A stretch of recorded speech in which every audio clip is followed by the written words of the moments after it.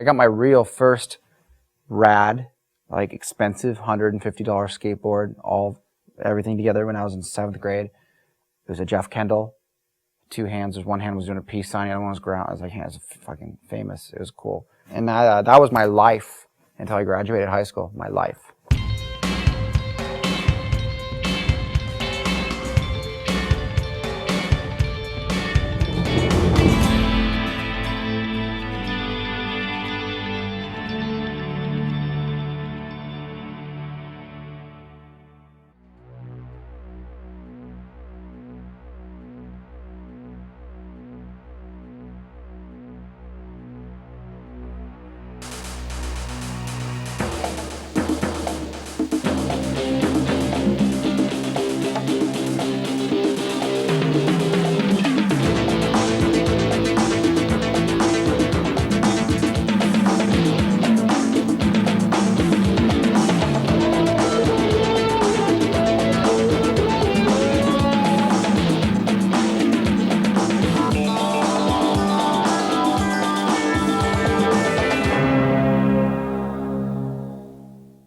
Christian Hosoi was a favorite skater of mine. Chris Miller, which is a buddy of mine now, but I always loved Miller's style. Like, he just had such a cool, flowy kind of style.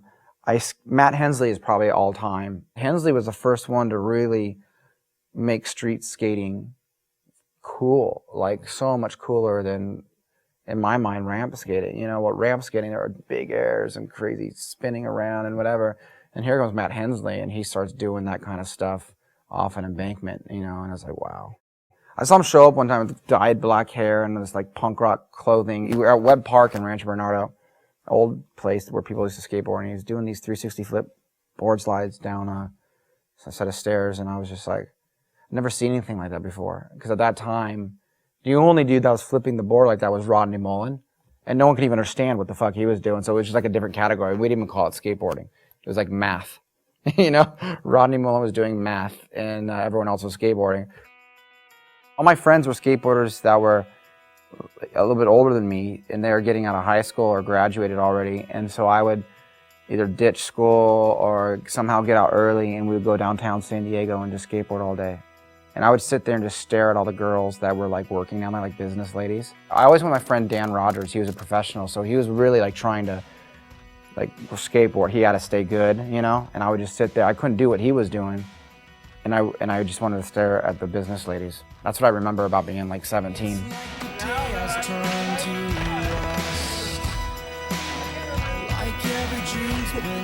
I love hookups. I invented a trick called the rocking horse grind. It's famous within my tribe. It's a nose grind to a 5-0 to a tail slide kind of revert out, but you look like you're doing a rocking horse. It was famous. It's called the rocking horse grind.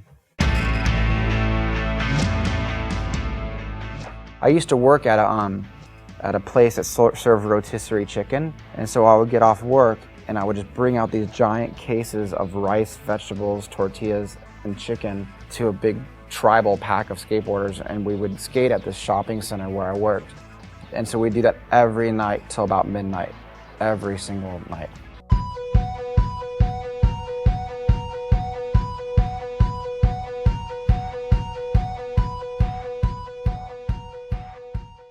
You know, when I was younger, skateboarding and music were so intertwined.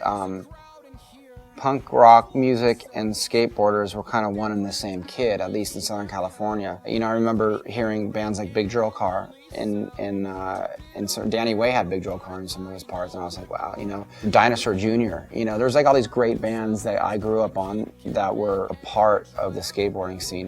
That's when I found my own independence and individuality. You know, I found like this is my tribe of people. And you're celebrating the fact that you're not like everyone else in high school. You don't fit in necessarily with your parents. You know, your family probably sucks a bit, and school, everyone at school is just not something you can relate to, you know. And then you have this group of dudes and you just travel around the city till late hours into the night blasting music and going as fast as you can.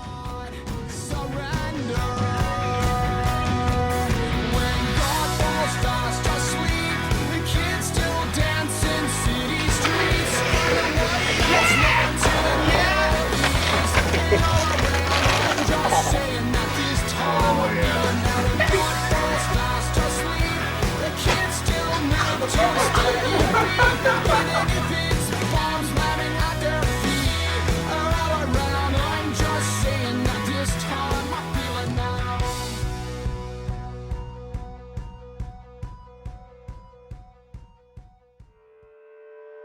I think when you grow up as a kid, you know, you're always looking for your voice.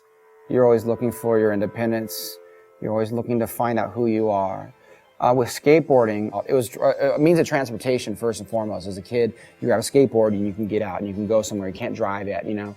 So it's kind of like, this is your tool, your vehicle to leave. And they were kind of going, okay, well, it's my freedom, but it expanded from just transportation. It's something you do on your own. You don't need a whole team to play it with you. You just do it with and you can go skate by yourself. And I think that music did a lot of the same kind of stuff. I think that when you're joining, you know, a band for the first time, you're trying to find your voice. You're trying to find that freedom to get in a van and get out of town.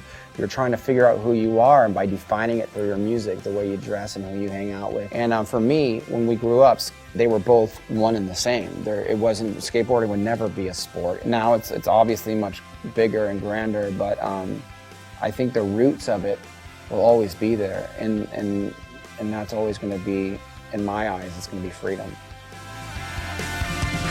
All the phones are rung and rung, they're off the hook, all but one, and all the mail stacked up inside, from the floor, a mile high, and like one would, like a child.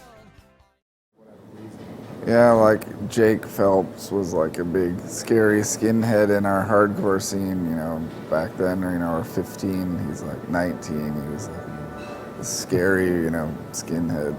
And he just interviewed me recently in France, and I hadn't seen him since I was 15, I was just like, so I still was like, oh shit, it's the skinhead guy.